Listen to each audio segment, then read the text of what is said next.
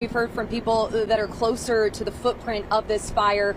Air quality. This has been a concern since we saw that big black plume of smoke yesterday. There's still smoke going into the air. The NOAA map that you're looking at there actually shows the quality now. Those tiny orange dots are actually from that fire, and it shows just the scale of the impact for sensitive groups. The air quality is unhealthy. And of course, there have been warnings put out that if you don't have to be outside and you live in this area, stay indoors. Of course, Carmela Karcher joins me now. You've been talking to neighbors and the people who are most directly impacted from what we're seeing in the sky. Yeah, absolutely right. And as we mentioned, yesterday there were a lot of flying embers, there were a lot of spot fires, and that's something that neighbors were also concerned about. But again, it's that air quality and what is exactly in the air, because again, we can smell those plastics out here.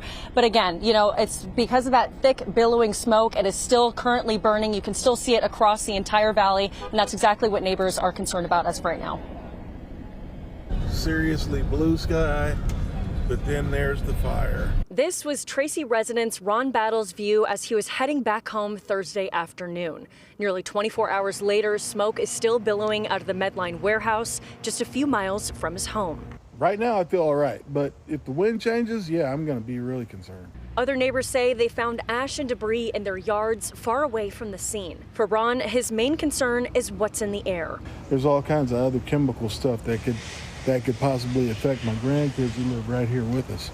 And I don't want them to get, some long-term disease. This video was taken just off the 205, showing just how far and wide this smoke is being carried across the entire San Joaquin Valley. The Valley Air District says they expect smoke to keep moving eastward into areas in the northern and central portions of the valley.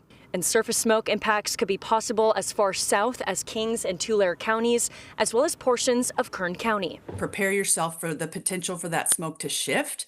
That's the other thing. We always do our best to predict which way it's going and get a sense of the air quality conditions as we work through it, but it can change. And if you're like, I'm in an area that they said was fine and I didn't see haze, and suddenly you do, and maybe you smell something, use those as your first line indicators. And with high temperatures and humidity, officials say the combination can trap particulate matter in the air, creating hazardous conditions. The shifting winds and just weather in general could change, and if you start smelling something, that's an indication that maybe it's being an influence in your area. The best rule of thumb, if you see ash or smell smoke, particulate matter is likely in the air, and the best way to prevent any from getting into your lungs is to stay indoors.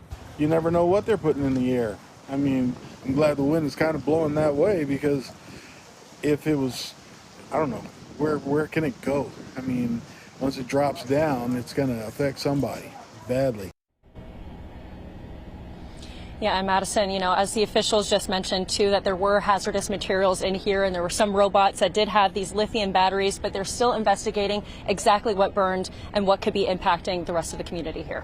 Carmela, thank you. And the wind working, they say, obviously in their favor today, kind of blowing it out. You see it blowing our hair. It's also blowing some of that smoke out of this direct line where they're working to still put out those flames. So thanks for your reporting. Now we have